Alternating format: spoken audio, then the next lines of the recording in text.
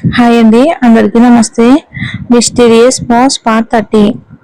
అది నేను బయటే ఉంటాను అని తడబడుతూ చెప్పింది జాన్వి. ఏంటి, నీకు మతిపోయిందా ఏంటి అని ఆశ్చర్యంగా అడిగాడు సిద్ధార్థ్. ఒకటే గది అని ఆమె సంకోచంగా చెప్పింది. ఇంకో గది ఖాళీగా లేదు. ఈ రాత్రికి మన ఇద్దరం ఒకే గదిని పంచుకోవాల్సి ఉంటుంది. రా లోపలికి, నీ కోసం ఇక మార్చుకునే డ్రెస్ కూడా తెప్పించేశాను అని ఆమె మనసులోనే సంకోచాన్ని అర్థం చేసుకుని చెప్పి ఇక వాష్రూమ్ కి వెళ్ళిపోయాడు సిద్ధార్థ్. జాన్వి అలాగే ఏం చేయలేక గది బయట నిలబడి ఉంది. అటు ఇటు వెళ్తున్న వాళ్ళు ఆమె వైపుకు విచిత్రంగా చూడడం మొదలు పెట్టారు. దాంతో ఆమెకు అది మరింత ఇబ్బందిగా అనిపించింది. చివరికి ధైర్యం చేసి నెమ్మదిగా లోపలికి అడుగు పెట్టింది. అప్పుడే తలుపు దగ్గర మెల్లగా తట్టిన శబ్దం వినిపించింది. తలుపు అప్పటికే తెరిచి ఉండటంతో ఒక హోటల్ ఉద్యోగి చిన్న సర్వింగ్ ట్రాలీతో లోపలికి వచ్చాడు. మేడం, ఇదిగో మీ డ్రెస్, అలాగే భోజనం అని ట్రాలీని లోపలికి తీసుకొస్తూ అన్నాడు. థ్యాంక్ యూ అని వెనక నుంచి సిద్ధార్థ్ గొంతు వినిపించింది. జాన్వి వెంటనే అతని వైపుకు చూసింది. కానీ క్షణంలోనే సిగ్గుతో చూపును కిందకు వంచుకుంది. అతను ఫ్రెష్ అయి వచ్చి ఇక తలకు టవల్తో జుట్టు తుడుచుకుంటూ నిలబడి ఉన్నాడు. వెల్కమ్ సార్ అని ఆ ఉద్యోగి చిరునవ్వుతో చెప్పి వెళ్ళిపోయాడు. జాన్వికి ఎందుకు చాలా అనుమానంగా అనిపిస్తుంది. జాన్వి, ముందు వెళ్ళి డ్రెస్ మార్చుకో అని సిద్ధార్థ్ మంచం మంచిన కూర్చుంటూ అన్నాడు. ఆమె టేబుల్ పై ఉన్న డ్రెస్ ను తీసుకుని వాష్రూమ్ కి వెళ్ళిపోయింది. వెచ్చటి నీటితో ఫ్రెష్ అవ్వగానే ఆమెకు కాస్త రిలీఫ్ గా అనిపించింది. కానీ ఇప్పుడు ఈ రాత్రంతా ఎలా గడుస్తుందో అనే ఆలోచనే ఆమెను కలవర పెడుతుంది. కొద్దిసేపటికి తర్వాత ఇక స్నానం ముగించుకుని తెచ్చిన డ్రెస్ చూసింది. అది ఒక నైట్ గౌన్. అలాంటి దుస్తులు ఆమె ఎప్పుడూ ధరించలేదు. అందుకే మొదట కొంచెం సంకోచంగా అనిపించింది. అయితే అవి పూర్తిగా మర్యాదగా ఉండటంతో వాటిని తీసుకుంది. తర్వాత తన తడిచిన బట్టలను వాషింగ్ మిషన్ లో వేసింది. అది ఎలా పనిచేస్తుందో కాసేపు జాగ్రత్తగా గమనించింది. ఆ తర్వాత సిద్ధార్థ్ డ్రెస్ ను కూడా ఆమె వాషింగ్ మిషన్ లో వేసింది. కొద్దిసేపటికి ఇద్దరు బట్టలు శుభ్రంగా ఉతికి చక్కగా ఇస్త్రీ చేసినట్టుగా బయటకు వచ్చేసాయి. అయ్యో, ఎంత అద్భుతమైన వాషింగ్ మిషన్! దీని ధర కూడా చాలా ఎక్కువే ఉండుంటుంది అని జాన్వి మనసులోనే అనుకుంటూ బయటకు వచ్చింది. బయట సిద్ధార్థ్ సోఫాలో కూర్చుని ఫోన్లో ఏదో చూస్తున్నాడు. ఈసారి అతను కూడా తెల్లని పొడవాటి గౌన్ ధరించాడు. ఇలాంటి గౌన్లు జాన్వి ఇప్పటి వరకు సినిమాల్లో మాత్రమే చూసింది. ఆమె వెళ్లి ఎదురుగా ఉన్న కుర్చీలో కూర్చుంది. పరిస్థితి అయితే కొంచెం ఇబ్బందిగానే అనిపిస్తుంది. ఇప్పుడు వేరే మార్గం లేదు. బయట వర్షం కూడా ఇంకా అలా కురుస్తూనే ఉంది. ఆమె తన ఫోన్ తీసి చూసింది. ఎలాంటి నెట్వర్క్ లేదు. రీచా తన గురించి ఆందోళన పడుతుందేమో అనిపించి తనకి బాధేసింది.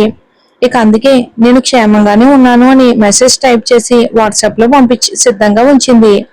నెట్వర్క్ వచ్చిన వెంటనే అది వెళ్ళిపోతుందని అనుకుని ఫోన్ ని పక్కన పెట్టేసింది. సిద్ధార్థ్ మాత్రం ఇంకా తన ఫోన్ లోనే మునిగిపోయి ఉన్నాడు. నా ఫోన్ కు నెట్వర్క్ లేదు, మరి ఇతని ఫోన్ కు ఉందా ఏంటి? ఇంతసేపటి నుంచి అదే చూస్తున్నాడు అని జాన్వి మనసులోనే అనుకుంది. చివరికి ఆమె టీవీ ఆన్ చేసింది. టీవీలో ఒక పాత హిందీ ప్రేమ గీతం ప్రసారం అవుతుంది. జాన్వి వెంటనే ఛానల్ మార్చేందుకు రిమోట్ లో బటన్ నొక్కింది. కానీ ఛానల్ మారలేదు. మరో 2-3 సార్లు బలంగా నొక్కినా ఏ మాత్రం ప్రయోజనం లేకపోయింది. టీవీలో హీరోయిన్లు వర్షంలో ప్రేమగా డాన్స్ చేస్తున్న దృశ్యాలు కనిపిస్తున్నాయి. జాన్వి ఇబ్బందిగా సిద్ధార్థ్ వైపుకు చూసింది. అతను కూడా టీవీ వైపుగా చూస్తున్నాడు. ఆమెకు ఎక్కడో దాక్కోవాలి అనిపించింది. సిగ్గుతో ఎందుకు అనుమానంగా అనిపించింది. ఈ టీవీకి కూడా ఇప్పుడే ఇదే పాట దొరకాలా అని మనసులోనే విసుక్కుంది. చాలా మంచి పాట అని సిద్ధార్థ్ గొంతు వినిపించడంతో ఆమె ఒక్కసారిగా అతని వైపుకు చూసింది. అతని పెదవులపై చిన్న చిరునవ్వు మెరిసింది. భోజనం చేద్దామా అని అతను మళ్ళీ అడిగాడు. సరే అని జాన్వి మెల్లగా సమాధానం చెప్పింది. ఆమె అతనికి కొంత దూరం ఉంచుకుని కూర్చుంది. ఎదురుగా టీవీలో ఇంకా సాంగ్ ఇంకా కొనసాగుతూనే ఉండడంతో ఆమెకు మరింత సంకోచంగా అనిపించింది. టీవీలో పాట ఇంకా కొనసాగుతూనే ఉంది. చలి కూడా ఉంది, వెచ్చదనము ఉంది. మనసులోని చెప్పలేని భావాలు కలగలిసినట్టుగా ఆ ప్రేమ గీతం నెమ్మదిగా వినిపిస్తుంది. అయ్యో, ఈ పాట కూడా ఇప్పుడే రావాలా? ఈ పాటను తన బాస్ తో కలిసి ఎవరు చూస్తారు? టీవీ గారు, మా మీద కాస్త దయ చూపించండి, ఛానల్ మార్చేయండి, లేదంటే ఆగిపోండి అని జాన్వి మనసులోనే విసుక్కుంది. అలా అనుకుని పాటను పట్టించుకోకుండా టేబుల్ వైపుకు చూసింది. అయ్యో, స్పూన్ తో తినాలా అని మనసులోనే అనుకుని ఒక దీర్ఘ నిశ్వాస విడిచి స్పూన్ ని చేతిలోకి తీసుకుంది. చేతులతోనే తినొచ్చు, నాకు ఎలాంటి అభ్యంతరం లేదు అని సిద్ధార్థ్ అన్నాడు. ఆమె ఒక్కసారిగా ఆశ్చర్యంగా అతని వైపుకు చూసింది. అతను మాత్రం టీవీ చూస్తూనే ప్రశాంతంగా భోజనం చేస్తున్నాడు. ఈ పాట ఇతనికి బాగా నచ్చినట్టుంది, నచ్చకుండా ఉంటుందా అని జాన్వి మనసులోనే అనుకుని భోజనం చేయటం స్టార్ట్ చేసింది. కానీ ఎందుకో తనలో చిన్న సహనం కలిగింది. అది ఎందుకో మాత్రం ఆమెకి అర్థం కాలేదు. కొద్దిసేపటికే పాట ముగిసి సినిమా మొదలైంది. ఆమె సినిమా పేరు చూసింది, హంగామా. ఆ పేరు చూడగానే ఆమె పెదవులపై చిరునవ్వు మెరిసింది. ఎన్నో సంవత్సరాల తర్వాత ఆ సినిమా చూస్తుంది. సినిమా ముందుకు సాగుతున్న కొద్దీ ఆమె నవ్వును ఆపుకోలేకపోయింది. ఒకసారి సిద్ధార్థ్ వైపుకు చూసింది. అతను మాత్రం ఎంతో గంభీరంగా సినిమా చూస్తున్నాడు. అయ్యో, ఎంత సీరియస్ మనిషో! హంగామా సినిమా చూస్తూ కూడా ఇలా ప్రశాంతంగా కూర్చుంటారా? ఇతనే చేయగలడు అని మనసులో అనుకుని తన నవ్వును అదుపు చేసుకోవడానికి ప్రయత్నించింది. కానీ జాన్వికి ఎంత ప్రయత్నించినా ఆగలేదు. అలా నవ్వుతూ ఉండగానే ఒక్కసారిగా ఆమెకు దగ్గొచ్చింది. వెంటనే నోటి మీద చేయి పెట్టుకుని దగ్గడం మొదలుపెట్టింది. ముందు నీళ్లు తాగు అని సిద్ధార్థ్ ఆమె ముందుకు గ్లాస్ చాచాడు. ఆమె వెంటనే గ్లాస్ తీసుకుని నీళ్లు తాగింది. అయినా సరే దగ్గు తగ్గలేదు.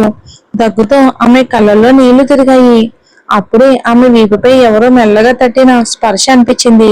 తిరిగి చూసేసరికి సిద్ధార్థ్ ఆమెకు ఊరటనివ్వడానికి మెల్లగా వీపు తడుముతున్నాడు. సారీ అని దగ్గుతూ తడబడుతూ చెప్పింది. పర్వాలేదు అని అతను ప్రశాంతంగా అన్నాడు. అతని ఆత్మీయమైన స్పర్శతో ఆమె ఒక్కసారిగా తేరుకుంది. వెంటనే కొంచెం దూరంగా జరిగి కూర్చుంది. ఆమె సంకోచాన్ని గమనించిన సిద్ధార్థ్ కూడా వెంటనే తన చేతిని వెనక్కి తీసుకున్నాడు. అప్పుడే జాన్వి చూపు టేబుల్ మీద ఉన్న బాటిల్ పై పడింది. ఆమె మనసులో ఒక్కసారిగా ఆందోళన మొదలైంది. సిద్ధార్థ్ మాత్రం ఎలాంటి హడావిడి లేకుండా ఆ బాటిల్ ని చేతిలోకి తీసుకుని ఇక ఒక సిప్ తాగాడు. సార్ అని జాన్వి కంగారుగా అతన్ని పిలిచింది. అని ఆమె వైపుకు చూడకుండానే సిద్ధార్థ్ స్పందించాడు. మీరు ఇది తాగుతారా అని జాన్వి కొంచెం సంకోచంగా అడిగింది. నాకు నిద్ర సరిగ్గా రాదు ఇది లేకపోతే అని అతను నిర్లక్ష్యంగా చెప్పాడు. ఆ మాట విన్న జాన్వి గుండె ఒక్కసారిగా బరువెక్కింది. ఇప్పుడు ఈ రాత్రంతా ఇది తాగిన వ్యక్తితోనే ఉండాలా అని మనసులోనే భయపడింది. ఆమె మనసులోని ఆందోళనను గ్రహించిన సిద్ధార్థ్, భయపడుకో, నేను చాలా కొద్దిగానే తాగుతాను, అంతేకాదు నాపై దాని ప్రభావం పెద్దగా ఏమీ ఉండదు అని ప్రశాంతంగా అన్నాడు. అతను అలా చెప్పినా సరే జాన్వి మనసులో భయం మాత్రం పూర్తిగా తగ్గలేదు. అప్పటికే ఆమె భోజనం పూర్తి చేసింది. కానీ ఇప్పుడు సినిమాపై ఆమెకు ఆసక్తి లేదు. మనసంతా తెలియని భయంతోనే నిండిపోయింది. అదే సమయంలో మంచంపై వెళ్లి పడుకోవాలన్న ధైర్యం కూడా ఆమెకు రాలేదు. బహుశా కొద్దిసేపటికి ఆయనే మంచంపై వెళ్లి పడుకుంటారేమో అని అనుకుని ఆమె సోఫాలోనే కూర్చుంది. ఎదురుగా సినిమా ఇంకా కొనసాగుతుంది. ఏమైనా ఈ రాత్రికి నాకు నిద్ర రాదుగా అని అనుకుని మళ్ళీ సినిమా చూడడం స్టార్ట్ చేసింది జాన్వి. తన మనసులోని భయాన్ని మర్చిపోవడానికి ప్రయత్నిస్తూ కథలో పూర్తిగా మునిగిపోయింది. సిద్ధార్థ్ మాత్రం మొదటిసారిగా జాన్విని ఇంత మనస్ఫూర్తిగా నవ్వుతూ చూస్తున్నాడు. ఆమె నవ్వు అతనికి ఎంతో అమాయకంగా అందంగా అనిపించింది. అతని దృష్టి సినిమాపై నిలవడం లేదు. తెలియకుండానే ఆమె వైపుకే మళ్ళీ మళ్ళీ చూస్తున్నాడు. బయట వర్షపు చల్లటి వాతావరణం, కొద్దిసేపటి క్రితం టీవీలో వినిపించిన ప్రేమ గీతం, ఇవన్నీ కలిసి అతని మనసును కాస్త అలజడికి గురి చేశాయి. ఆయన తన భావాలను అదుపులో పెట్టుకుని ప్రశాంతంగా కూర్చున్నాడు.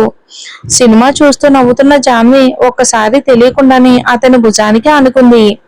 ఆ క్షణంలో అతని గుండెల్లో ఒక విచిత్రమైన అలజడి పుట్టింది. ఏం ఆలోచిస్తున్నావు అని తనను తానే మనసులో మందలించుకున్నాడు. ఆయన అక్కడి నుండి లేచి వెళ్లాలనిపించలేదు. ఆమెతో కలిసి నిశ్శబ్దంగా సినిమా చూస్తూనే ఉన్నాడు. ఇంకా ఉదయం జాన్వికి మెలకు వచ్చింది. ఎదురుగా భోజనం చేసిన టేబుల్ అలానే అస్తవ్యస్తంగా కనిపించింది. టీవీ కూడా ఇంకా ఆన్లోనే ఉంది. ఆమె తలను కాస్త కదిలించింది.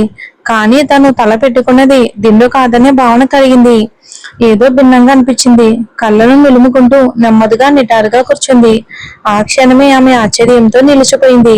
సోఫాలో సిద్ధార్థ నిద్రపోతున్నాడు. అతని ఒడిలో తను తల పెట్టుకుని రాత్రంతా నిద్రపోయానని ఆమెకి అప్పుడు అర్థమైంది. అయ్యో దేవుడా అని ఆమె తెలియకుండానే నోటి మీద చేయి వేసుకుంది. వెంటనే లేచి పరిగెత్తుకుంటూ వాష్రూమ్కి వెళ్ళిపోయింది. అయ్యో, నేను బాస్ ఒడిలోనే నిద్రపోయానా? అది కూడా ఇంత హాయిగా నాకు ఎలా నిద్ర పట్టేసింది? ఆయన మంచంపై ఎందుకు వెళ్ళి పడుకోలేదు? నేను ఆయన ఒడిలో పడుకున్నానని ఆయనకు తెలిసి ఉంటుందా?